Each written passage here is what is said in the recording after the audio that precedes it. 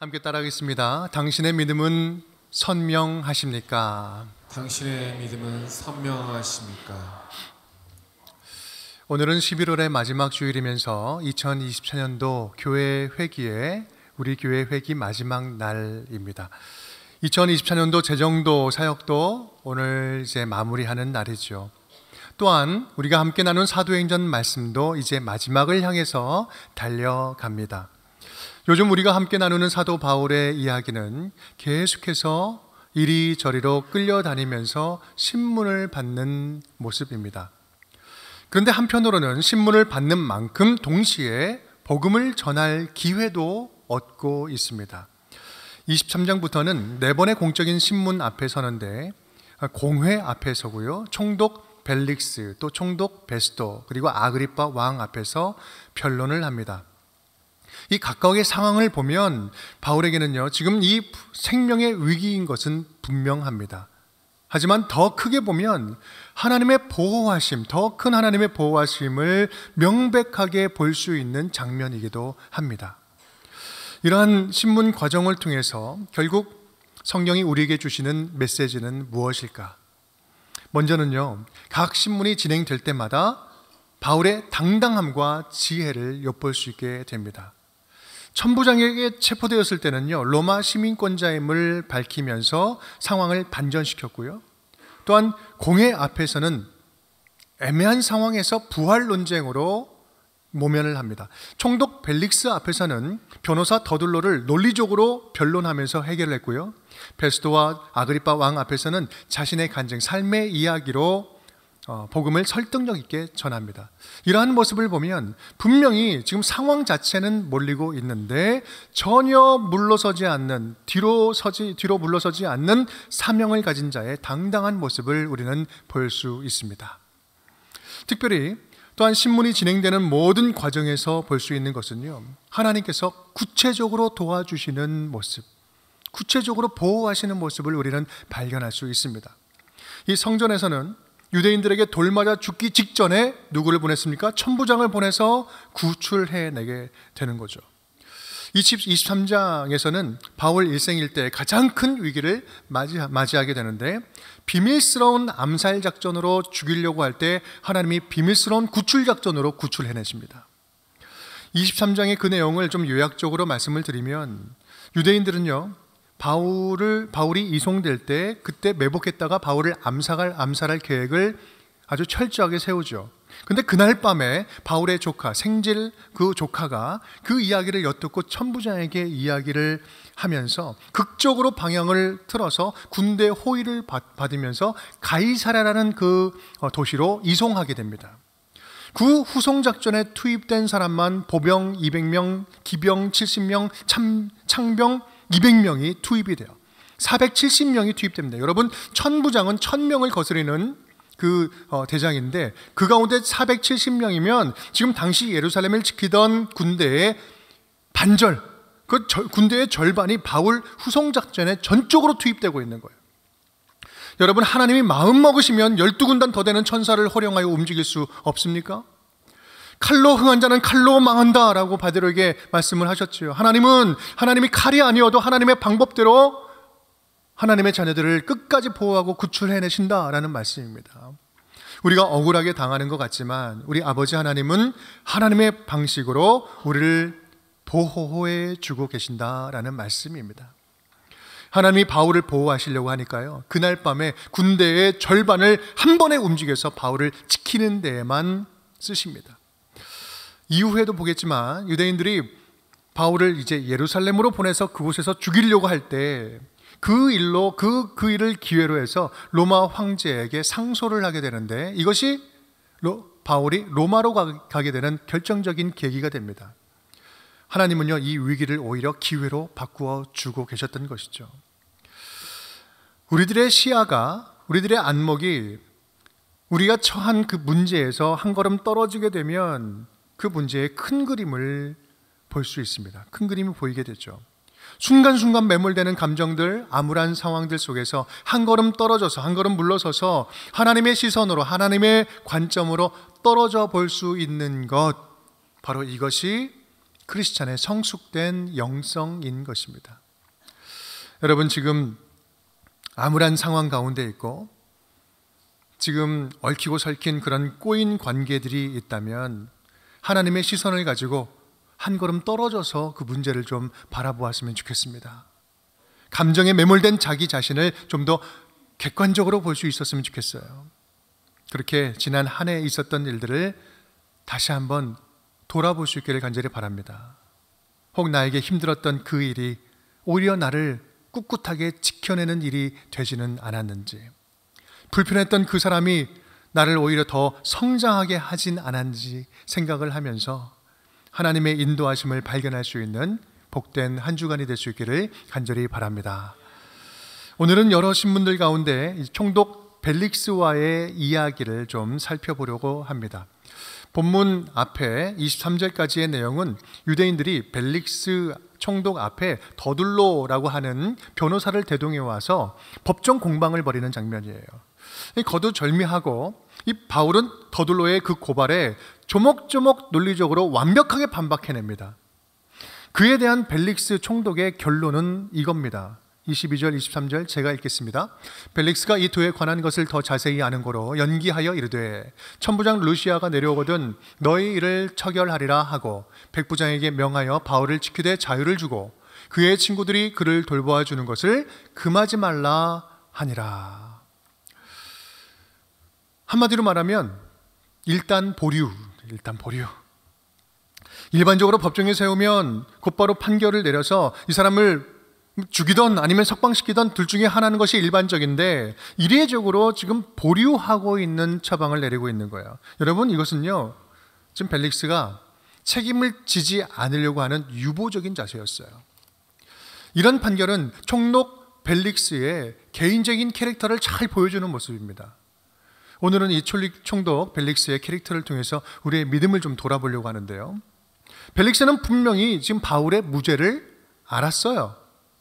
우리 22절 3번절 말씀 보면 이 도에 관한 것을 더 자세히 아는 거로 이렇게 표현하고 있습니다. 벨릭스는 바울이 전한 이 복음에 대해서 전에 어디선가 들었다는 거예요. 이 복음은 그리고 마냥 무시할 수 없다는 생각이 들었던 것 같아요. 뒷내용을 보면요, 그는 복음에 대한 흥미와 호기심이 있었습니다. 그는 객관적으로 바울에게는 지금 죄가 없다는 사실을 알았어요. 그런데 바울을 석방하지 않고 잡아둡니다. 벨릭스의 이 캐릭터는 어찌 보면 굉장히 다면적입니다. 쉽게 말하면 여러 모습이 함께 섞여져 있는 그런 캐릭터라는 거죠. 그는 노예 출신으로 부인을 잘 만나서 권력을 쥐게 되었고요, 부패한 정치를 일삼았던 사람이었습니다.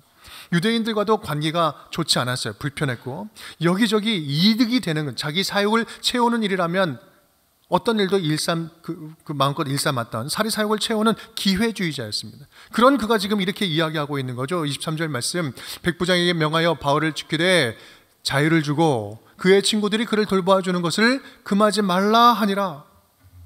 지금 바울에게 제한적이지만 자유도 허락하고 있고요, 친구들이 돌봐주는 것을 막지 말라고 이야기합니다. 이 모습만 보면 참 나름 기특합니다. 그런데요, 그 뒤에 26절 말씀을 보면 바울에게서 뇌물을 받을 것을 기대하면서 자주 불러댑니다. 이 바울의 대적자, 그리고 바울의 대적자 유대인들의 환심을 얻으려고 바울을 자그마치 2년 동안 가두어둡니다. 전형적으로 무책임하고 부패한 정치인의 모습이었어요. 그럼에도 24절의 말씀을 보면 아내와 함께 바울을 불러서 이 도에 대한 이야기를 듣습니다. 도에 대해서 관심을 가지고 들어요. 여러 얼굴을 가진 사람이었다라는 거죠. 이런 벨릭스라는 캐릭터를 보면서 우리가 좀 몇 가지 적용점을 찾아볼 수가 있어요. 첫 번째는 이 벨릭스의 애매한 캐릭터도 하나님은 사용하십니다라는 거예요. 그는 바울의 무죄함을 알면서도 석방하지 않고 판결을 보류하죠. 어쩌면 벨릭스의 판단으로 그때 바울은 자유의 몸, 해방이 될 수 있었습니다. 합법적인 추록이 충분히 가능했는데 하나님이 허락하시지 않은 거예요. 어떻게요? 이 벨릭스의 애매한 캐릭터를 통해서 말입니다. 왜 그랬을까? 그러면 왜 그러셨을까? 그 당시 바울에게 있어서요, 추록하는 것은, 감옥을 나오는 것은 가장 좋은 해법이 아니었기 때문에 그렇습니다. 오히려 지금 이 상황을 보면 바울이 감옥 안에 구류되어 있는 것이 훨씬 더 안전한 거죠. 군대의 호의를 받고 안전하게 거할 수 있는 거예요. 지금 바울이 원하는 것도 추록 자체, 감옥에서 나가는 것이 아니었어요. 바울이 진정으로 원한 것은 자유인이 되었던, 죄수의 신분이 되었던, 뭐 해도 좋으니 로마로 가는 거였어요. 네가 로마에서도 이같이 복음을 전하여야 하리라, 하나님이 주신 이 사명을 가지고 있었던 거죠. 그 사명만이 바울의 마음에 가득 차 있었어요. 그러한 바울에게 담긴 하나님의 계획을 생각하면 지금 이 벨릭스의 애매한 캐릭터도 하나님의 뜻을 이루는 일에 적극적으로 활용되고 있는 사실을 발견할 수 있습니다. 창세기에서 요셉이 고백하죠. 창세기 45장 5절 8절 말씀. 당신들이 나를 이곳에 팔았다고 해서 근심하지 마소서, 한탄하지 마소서. 다 함께. 하나님이 생명을 구원하시려고 나를 당신들보다 먼저 보내셨나이다.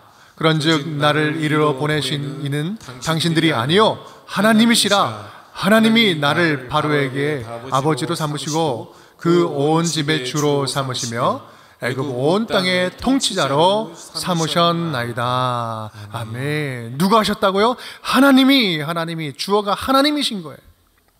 내가 억울하게 종살이를 산 것도, 12년 동안 지금까지 생고생한 것도 하나님의 계획 안에서 이루어진 것입니다. 이 모든 일은 하나님이 나의 생명을 구원하시려고, 내 민족의 생명을 구원하시려고 큰 그림을 그리셨는데 그 큰 그림의 작은 그림 조각이었습니다. 하나님을 주어로 생각하고 내 삶을 재해석해 보니 그때는 이해되지 않았던 일들도 다 하나님의 은혜였습니다. 뭐 하나 이해 없이 하나님의 치밀한 계획이었습니다. 그때는 몰랐지만 지금 와서 돌아보니 너무나도 분명하고 선명하게 알겠습니다. 여러분, 지금 무엇을 좀 원망하고 계십니까? 원망될 일이 있습니까? 어떤 상황이 여전히 고통스럽게 지금 여러분 마음을 옥죄고 있습니까? 어떤 사람이 지금 아직 미워 죽겠습니까? 어떤 사건이 지금 여러분에게 여전히 상처로 남아 있습니까? 그 일만 일어나지 않았어도, 그 사람만 만나지 않았어도, 그 사람이 나에게 해만 끼치지 않았어도 1년이 지나도록 실망스럽고 밉고 여전히 분노가 가시지 않은 상황들, 사건들, 사람들 있지는 않습니까? 여러분, 아무리 심하다 해도 지금 오늘 감옥에 갇혀져 있는 바울만 합니까? 요셉만 합니까? 의미 없이 갇혀 지내는 그 2년의 수감 생활 동안 바울의 마음은 어땠을까요? 아무도 기억하지도 않고 완전히 잊혀져 버린, 그냥 썩어 보낸 2년이라는 시간이에요. 요셉도 이팔 청춘 가장 꽃다운 나이에 감옥에 갇혀서 그냥 보냅니다. 2년을 보낼 때 얼마나 괴로웠을까요? 그 2년의 의미도 이유도 성과도 우리는 알 수 없지만 분명한 사실은 아무리 멈춘 것 같은 우리들의 그 시간들도 하나님의 시계는 멈추지 않았고 하나님의 당신의 때에 당신의 방법으로 그들을 회복시키시고 온전히 그들의 사명을 끝까지 이루게 하셨다라는 말씀입니다. 사랑하는 여러분, 올해 여러분을 가장 힘들게 했던 실패, 가장 고달팠던 이야기는 무엇입니까? 그것이 나를 연단케 했습니다. 그것이 나를 단단하게 만들었습니다. 그것이 나를 깨어있게 만들었습니다. 그것이 나를 긴장하고 다시 살게 했습니다. 여러분, 그 고백이 저와 여러분의 고백이 될 수 있기를 간절히 바랍니다. 우리를 향한 더 크고 은밀한 하나님의 그 계획을 가지신 그 주님을 더욱더 신뢰할 줄 아는 우리 운정의 모든 식구들 될 수 있기를 주님의 이름으로 축복합니다. 벨릭스를 통해서 찾아볼 수 있는 또 하나의 적용점이 있습니다. 네, 둘째는 우리 함께 읽어볼까요? 우리에게는 선명한 믿음이 필요합니다. 선명한 믿음이 필요합니다. 24절 말씀 이렇게 이야기합니다. 수일 후에 벨릭스가 그의 아내 유대 여자 드루실라와 함께 와서 바울을 불러 그리스도 예수 믿는 도를 듣거늘. 벨릭스는 믿음의 도에 대해서 관심이 많았습니다. 예수 복음에 대해서 더 알고 싶은 호기심도 있었던 것 같아요. 어쩌면 더 믿고도 싶고 안 믿으면 안 될 것 같은 부담감도 있었던 것 같아요. 한 지역의 수장인 총독이 아내와 함께 죄수를 불러다가 물어보고 대화를 한다? 여러분, 이것은요 있을 수도 없는 일이고 상식적이지도 않고 이거는 아주 이례적인 일입니다.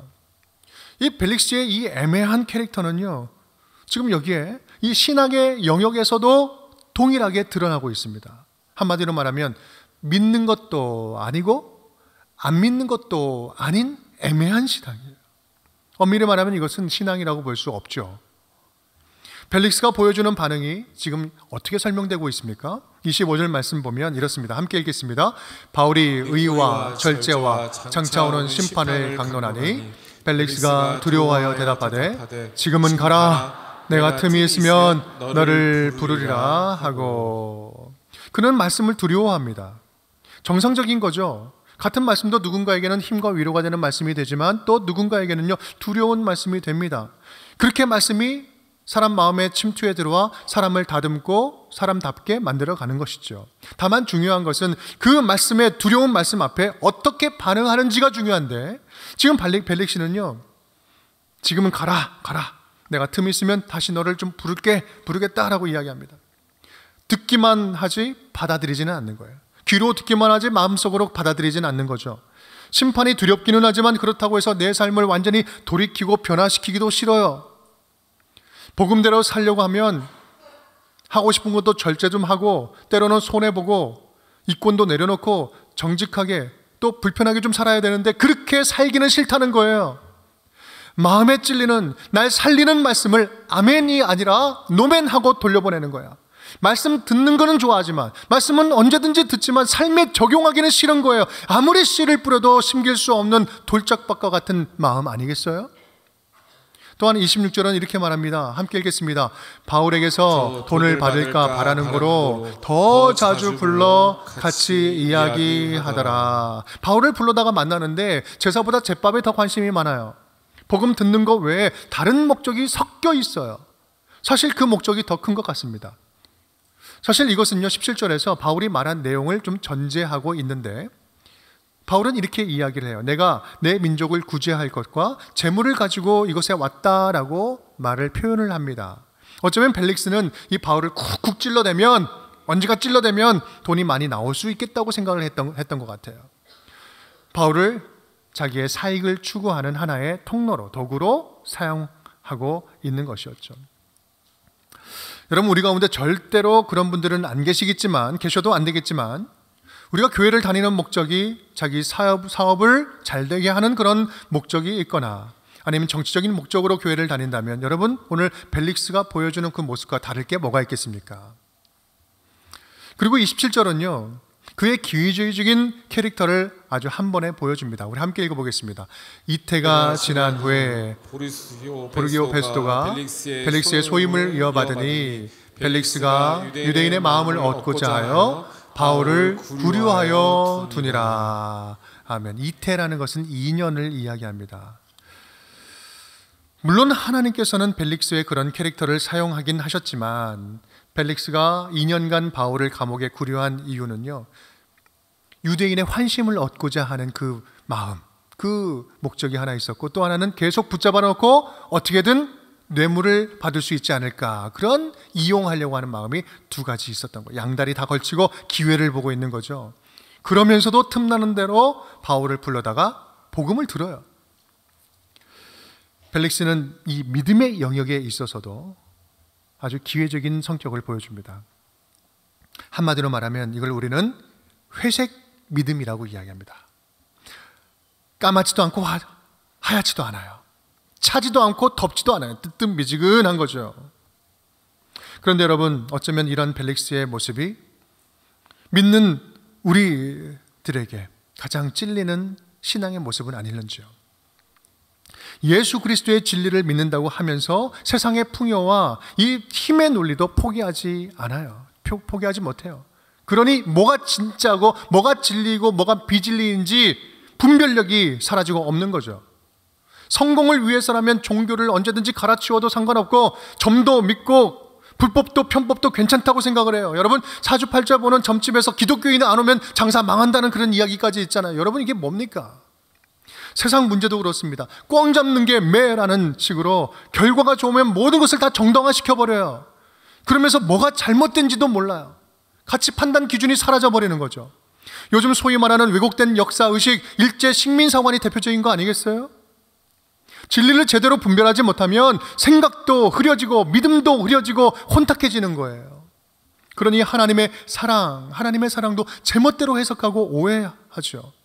십자가의 희생으로 완성되는 섬기는 사랑이 아니라 내가 믿는 것이 진리니까 십자군처럼 폭력을 써서라도 믿게 만드는 것이 맞다고 생각을 하는 거예요. 여러분, 그렇게 하는 게 선교라고 생각하면 큰 오산입니다. 오해입니다. 선교는 더 낮은 곳으로, 더 낮고 비천한 모습으로 내려가서 철저히 복음으로 섬기는 것이지, 가르치고 강요하는 것이 결코 아닙니다.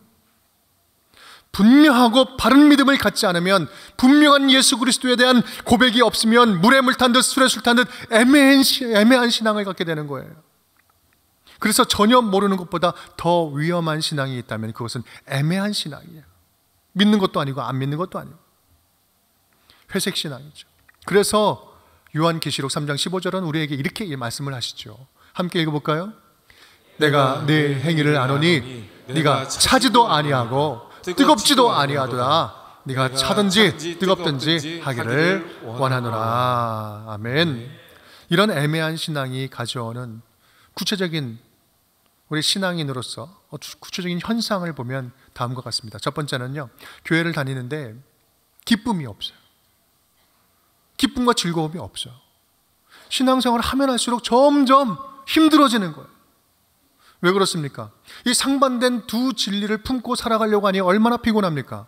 주일에는 주님 말씀을 들을 때는 주님의 법을 따르겠다고 하고 세상을 살아갈 때는 또 세상의 법에 따라가려고 하니 이 상반된 가치관으로 살면서 이중생활을 하니까 얼마나 피곤합니까? 얼마나 눈치 봐야 돼요.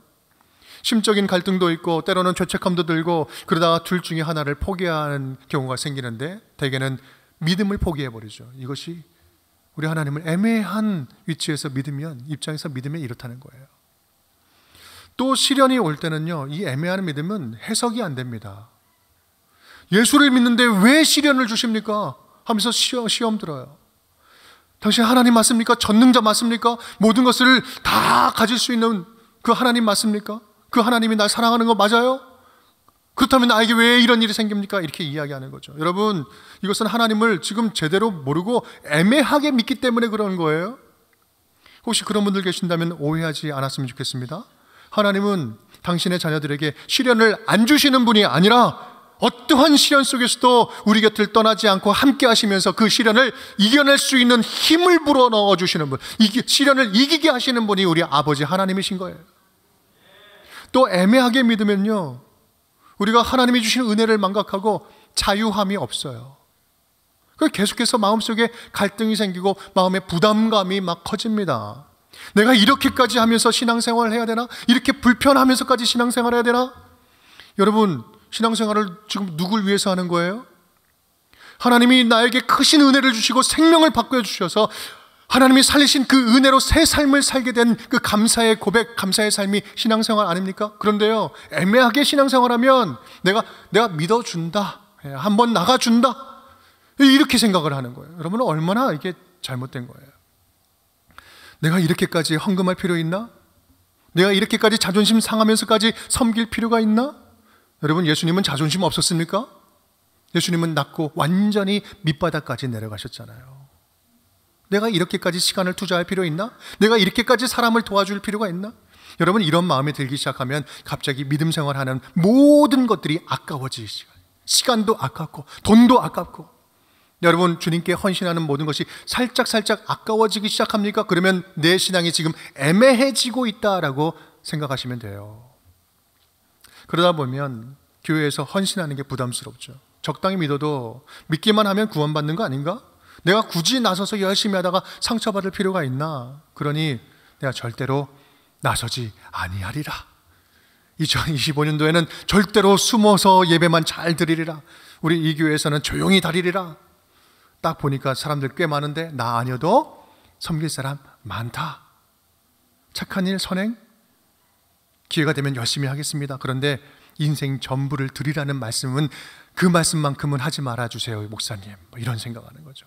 저도 왕년에 할 만큼 한 사람들입니다. 사랑하는 여러분, 저와 여러분의 이 믿음의 수준을 좀 냉정하게요, 오늘 벨릭스에 좀 비춰보았으면 좋겠어요. 벨릭스는 분명 복음에 대한 관심도 많았고 호기심도 있었습니다. 그래서 복음을 계속 들었습니다. 이것을 오늘로 따지면요, 지금 말씀을 잘 듣는 거예요. 유튜브도 보는 거예요. 교회 잘 다닌 거예요. 그런데 진리의 말씀이 자기 가슴을 후벼 팔 때 아멘 하지 않고 내가 다음에 듣겠다 하라고 튕겨내는 거예요. 지금은 그 말씀 듣기가 부담스럽다는 거죠. 지금 당장 그 말씀 앞에 반응하지 않는 거예요. 또 이런 겁니다. 오늘 목사님이 하는 이 말씀은 내가 아니라 꼭 그 인간이 들어야 되는데 보니까 오늘 안 온 것 같아. 자기 고백이 없어요. 자기 신앙이 아니에요. 이 말씀 막 가슴을 후벼한 말씀은 내가 들은 게 아니라 다른 사람이 들어야 된다고 생각을 해요. 혹시 우리 믿음이 이 벨릭스처럼 이렇게 회피적인 믿음 아닙니까? 무책임한 믿음은 아니는지요? 여러분, 선명한 믿음, 책임감 있는 믿음은요, 소위 고백이 매일매일 살아있는 믿음입니다. 살아있는 고백이. 마태복음 16장 16절에서 예수님께서 이렇게 물으시죠. 너희는 나를 누구로 아느냐? 베드로가 이렇게 이야기합니다. 주는 그리스도시요 살아계신 하나님의 아들입니다.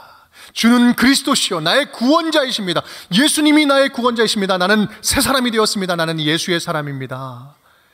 주님은 하나님의 아들이십니다. 그때 예수님께서 말씀하시죠.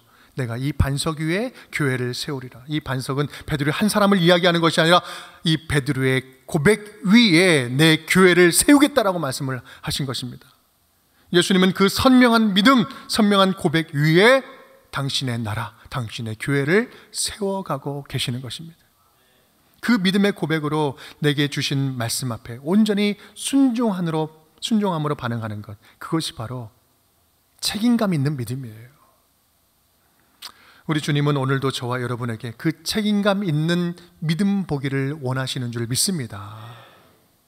그 선명한 믿음의 고백 듣기를 원하시는 거예요. 누가복음 9장 26절 말씀 우리 함께 읽어보겠습니다. 누구든지 나와 내 말을 부끄러워하면 인자도 자기와 아버지와 거룩한 천사들의 영광으로 올 때 그 사람을 부끄러워하리라. 마태복음 누구든지 사람 앞에서 나를 시인하면 나도 하늘에 계신 내 아버지 앞에서 그를 시인할 것이요 누구든지 사람 앞에서 나를 부인하면 나도 하늘에 계신 내 아버지 앞에서 그를 부인하리라. 아멘. 사랑하는 여러분, 오늘은 11월의 마지막 주일입니다. 우리는 한 해를 복음이 춤추는 교회라고 선포하고 달려왔습니다. 이제 새해까지는 12월 한 달이 남았습니다. 한 달이라는 시간은요, 한 해를 잘 마무리하기에 충분한 시간입니다. 오늘 말씀 제목이 당신의 믿음은 선명하십니까? 라는 말씀입니다. 혹시 올 한 해 보내면서 우리의 믿음은 어땠는지 돌아봤으면 좋겠어요. 우리의 믿음이 좀 애매한 위치에서 애매하게 드리는 믿음은 아니었는지, 좀 흐릿한 믿음은 아니었는지, 오늘 말씀을 기억하면서 우리 안에 계신 주님을 향한 선명한 믿음, 책임감 있는 믿음, 분명한 믿음의 고백이 다시 회복될 수 있기를 간절히 축복합니다. 그리하여 우리의 연말이 애매한 믿음으로 드리는 애매한 감사가 아니라 선명한 믿음으로 드리는 분명한 감사로 가득 채워졌으면 좋겠어요. 남은 한 해를 그렇게 선명한 믿음으로 채우고 감사함으로 채우고 넘치는 사랑 고백으로 우리 주님의 마음을 채워드리는 우리 복된 주님의 자녀들이 다 될 수 있기를 주님의 이름으로 축복합니다.